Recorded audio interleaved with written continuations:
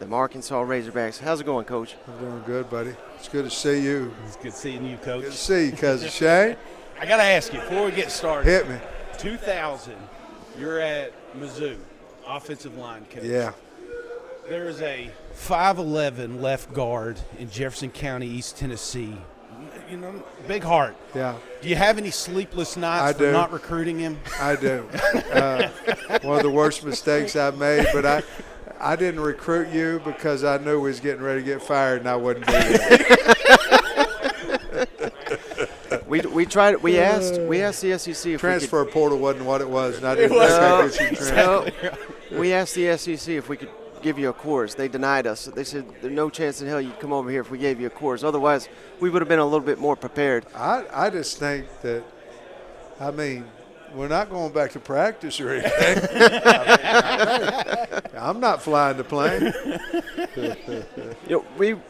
Our good buddy, you know him, Rusty Mansell. Yeah, I love it. He speaks so highly of you. Yeah. And he has told us, I don't know if this is off the record or not, I don't know, but he tells us that there's a lot of confidence in Fayetteville, this quiet confidence. Yeah. Is that how you like it? Yeah. Yeah. I think we were all disappointed in what went down last year. Had a team we lost 4 games by 9 points. That's on us. That's on me. I've got to do a better job. We've got to be better in situations, all those type things. But yeah, there's confidence, and I like it because it's a little bit about we've gotten back to. We got maybe we got too high on 9 wins. Maybe we got too high on beating LSU and A&M and all that the year before. But we're back down to earth right now. And that's exactly where I like it. Yeah.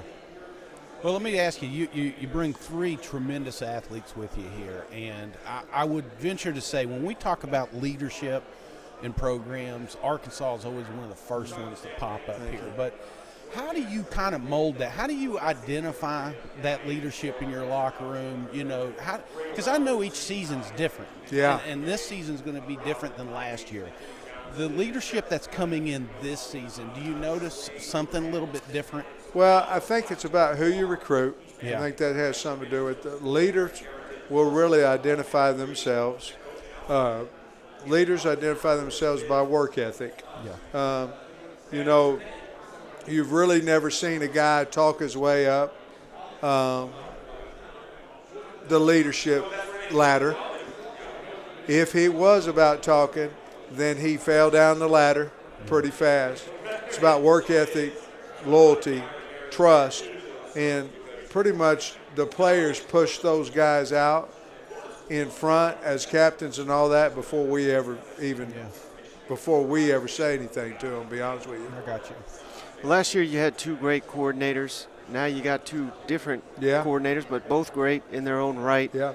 What do they bring that Arkansas was, I don't want to say missing because I think that's disrespectful to the 2 guys you had, but it's definitely going to be different this year. Well, I think on defense, we finally recruited, and I'm not saying, Barry Odom, great defense coordinator, but we finally recruited to be able to play man-to-man coverage, 4 down line, get after people a little bit more. So that's changed. So I knew we would do that. I went out to get Travis Williams because he ran more zero blitz than I was comfortable. But that on that. The other side of it, I needed a guy to develop KJ. And I thought Dan Enos was as good a quarterback coach as there is in the country. And obviously I'd worked with him in 2015. We set records on offense, all that kind of stuff. And I knew that our personnel would fit him to a T. And so I'm excited to see what he does.